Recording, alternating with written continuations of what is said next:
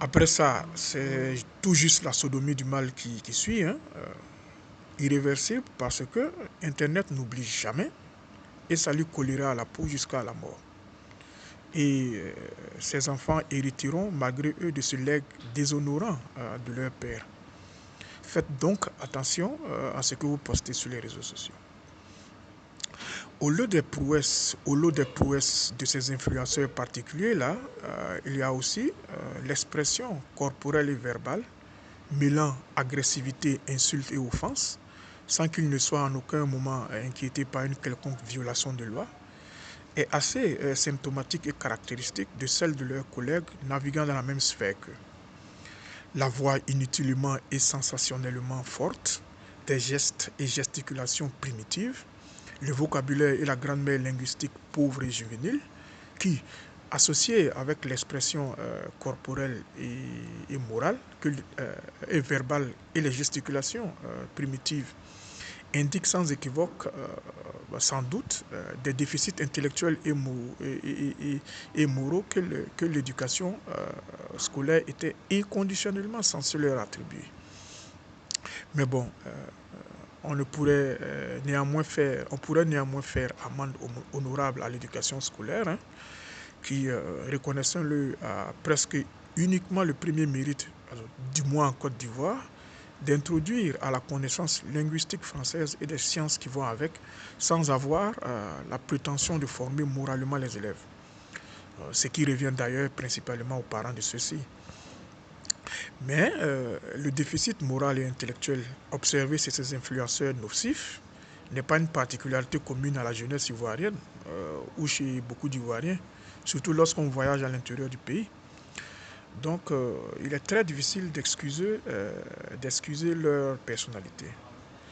Bien sûr, hormis le fait, comme je l'ai mentionné d'entrée, qu'ils pourraient très bien probablement aussi être victimes des turpitudes de leurs parents dans leur enfance, dans lequel cas les responsabilités seraient donc partagées à partir du moment où on a affaire à des adultes bien constitués ayant des potentialités de régulation de leurs actes publics.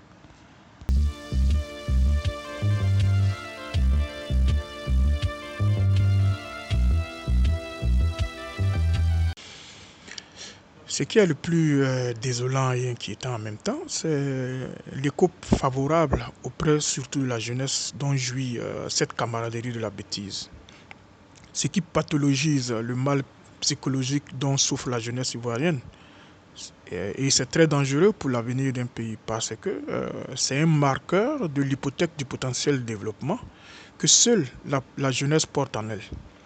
Une jeunesse déviée, c'en est fini pour le futur du pays, tout du moins de la prospérité économique et sociale de cette même jeunesse dans l'avenir. Seuls ceux qui, munis des capacités et des compétences nécessaires et ayant la conscience d'opportunité de s'élever dans la société et de jouir de ses retombées, seront aussi les uniques à le faire et à effectivement manger le pain du succès. Les autres n'auront d'autre choix que d'ouvrir leur bouche en dessous, obligés de se contenter des miettes de ce pain du succès-là. Encore, la nature a horreur du vide. Si tu ne te munis pas des compétences requises pour occuper la place que tu reviens, c'est une autre personne qui le fera, ce qui exige impérativement de toi le préalable d'une disposition intellectuelle et morale contraire à l'idiotie et à la bêtise. Apoutou et le père Daloa sont des excuses qui m'ont aidé dans mon analyse. Il ne faut donc pas en faire une fixation ou les jeter à la vindicte populaire pour ceux qui ont conscience du mal qu'ils font à la jeunesse et qui sont de ce fait en colère contre eux. Non, ils sont issus d'une confrérie d'influenceurs de même acribie dans l'expression de la décadence et qui est malheureusement le miroir d'un pan non négligeable de la société, de la jeune société ivoirienne, elle-même victime par exposition et par passivité morale. Il faut voir le problème plus globalement. Il faut porter aux yeux et à la réflexion les curriculum vitae de ces deux personnages qui ont conduit aux dégâts psychologiques des jeunes peut-être même irréparable chez certains. Donc une défiance morale psychologique issue d'un long apprentissage est très difficile, voire impossible à réparer. Des enfants exposés et effectivement influencés par Apuchu, le père d'Aloa, verront en eux des modèles à suivre. Ils voudront suivre les pas de ces modèles-là et contribueront ainsi à perpétuer l'immaturité, la bêtise, l'idiotie, la paresse, la mendicité et le gain facile de l'argent. Il faut donc à la base mettre un terme à la nocivité de cette confrérie de la décadence-là. Si on veut une jeunesse consciente de sa dignité, éduquée, responsable et amoureuse du travail.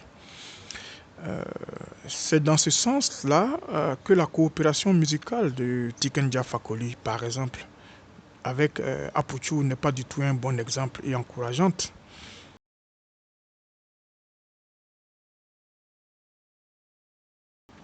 Même si l'idée et la motivation sont bonnes, l'association de l'image Tiken Jah Fakoly, inspirant la fierté, la prise de conscience, la combativité et l'émancipation personnelle à tous les plans, avec l'image Apuchu, avec toutes les négativités suscitées, est incohérente et incompréhensible.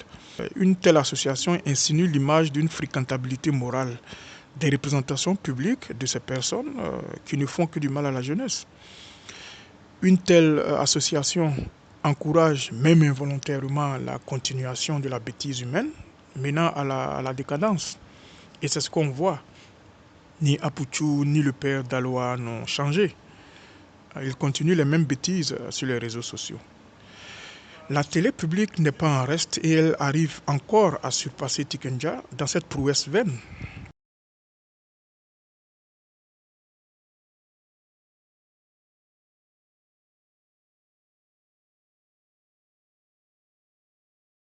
La gravité monte ainsi encore d'un cran parce que la télé, c'est le média le plus influent de la conscience collective, parce qu'elle arrive même à surmonter les garde-fous de notre conscience pour se graver dans notre subconscience. Même si ça crée du public, arrêtez, chère télé, de donner des plateaux innombrables à ces influenceurs négatifs, parce que vous avez aussi une mission éducative. Pour conclure, peut-être que je ne comprends pas le comportement public de ce personnage et que toute mon analyse est biaisée et à jeter à la poubelle. Il se pourrait qu'ils aient effectivement une conscience morale et pudique et que leurs apparitions sont des spectacles pensés à l'avance pour faire du buzz à des fins pécuniaires. Peut-être qu'ils sont en mission, aucune idée.